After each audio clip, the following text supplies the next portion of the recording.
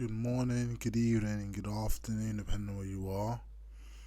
This is a tutorial showing you how you can create animation on Procreate Dreams using both the Procreate and Dreams app.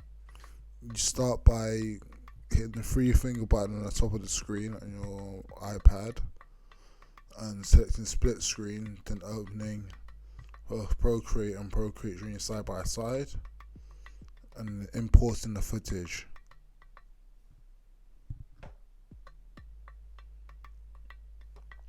Takes a little while, but it's worth it. What I've done for this tutorial was just to make a quick animation of a disc spinning, which you can do by creating an image and then pressing V on the keyboard to bring up the move tool and then rotating it from the top anchor point frame by frame in Procreate as animation, and then import the footage into Procreate Dreams. And once you've done this,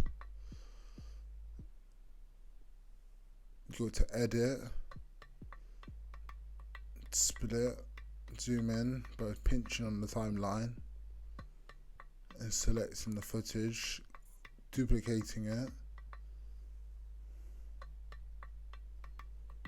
and moving it to the appropriate place.